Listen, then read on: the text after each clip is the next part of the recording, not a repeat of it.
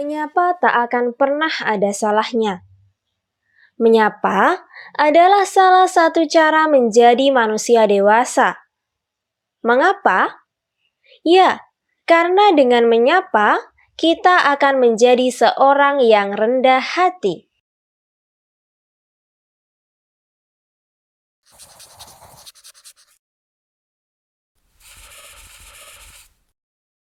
Halo adik-adik, bagaimana kabarnya hari ini?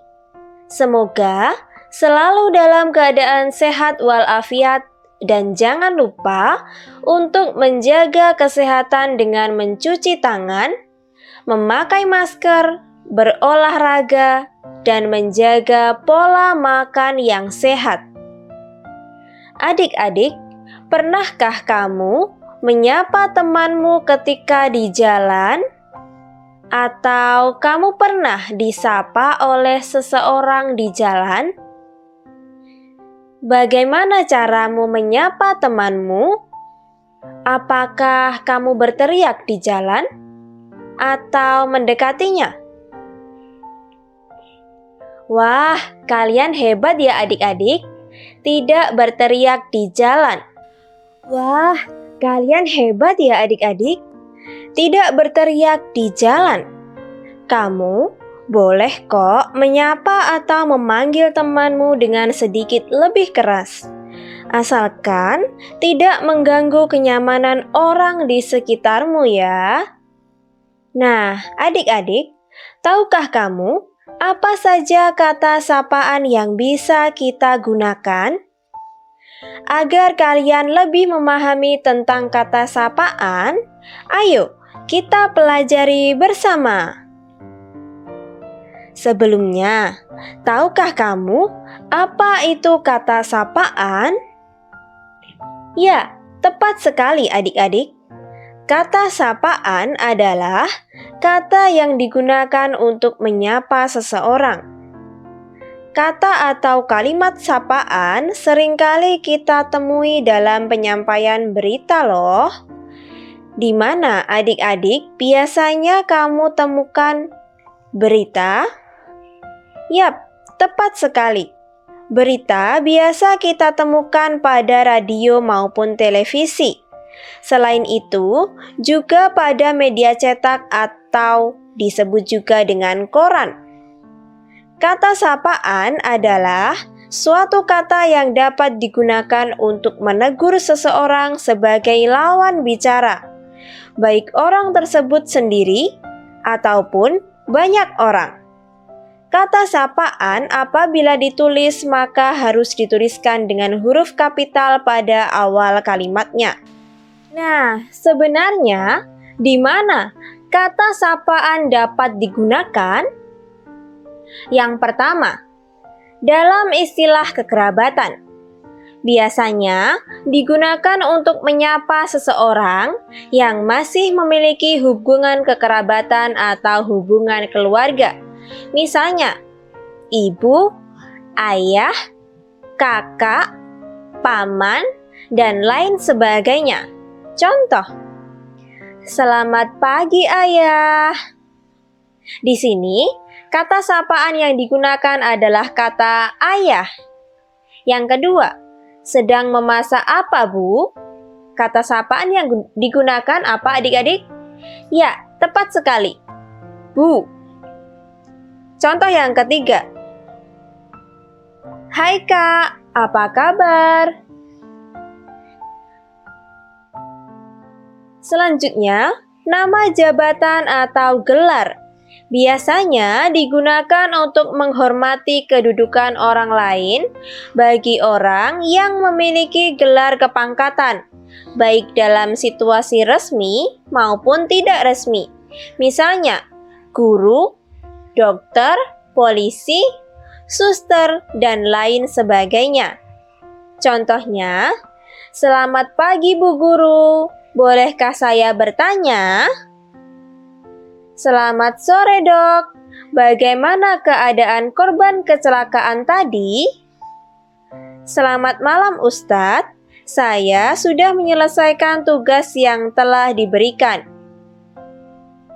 Selanjutnya, Nama orang atau benda biasanya digunakan untuk menyebut nama seseorang ataupun benda. Misalnya, untuk nama orang, Dika, Ridho, Yasir. Sedangkan untuk nama benda, misalnya kucing, raja hutan, dan lain sebagainya. Contohnya, mau kemana kamu, Doni? Ben, apakah tugasmu sudah selesai? Hai kucing, mau kemana kamu? Selanjutnya, nama pelaku. Biasanya digunakan untuk menyebut nama pelaku dalam suatu forum atau perkumpulan. Misalnya, peserta, hadirin, penonton, dan lain sebagainya. Contohnya, selamat pagi, hadirin sekalian. Selamat datang di acara rapat kegiatan kerja bakti. Apa kabar penonton? Diberitahukan kepada seluruh peserta lomba untuk mematuhi peraturan yang telah diberikan. Selanjutnya, pada kata ganti. Biasanya digunakan sebagai pengganti subjek atau objek yang berupa orang maupun benda. Misalnya, kamu, Anda, Tuan, dan lain sebagainya.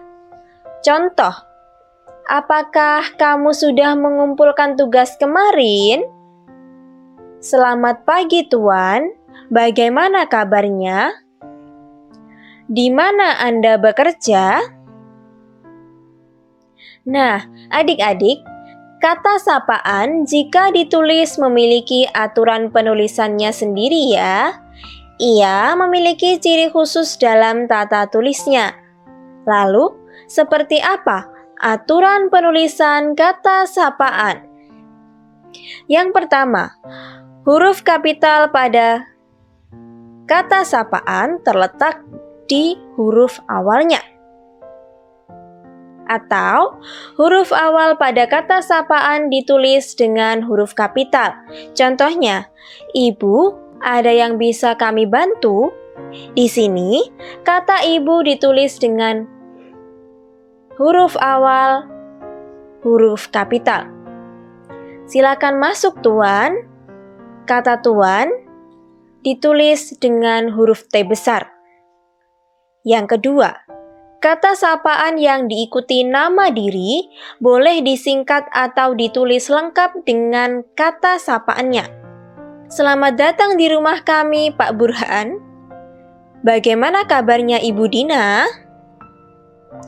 Yang ketiga, kata sapaan singkat dapat digunakan walau tidak disertai nama diri. Contoh, bagaimana keadaan adik saya, Dok? Kak, tolong tutup pintu itu. Yang keempat, bentuk sapaan ditulis dengan diikuti atau diawali dengan tanda koma. Contoh, Yah, kapan kita pergi liburan? Di sini, di belakang kata Yah dituliskan tanda koma. Selanjutnya, apakah saya boleh meminjam buku itu, Da? Nah, di sini di depan kata Da dituliskan tanda koma.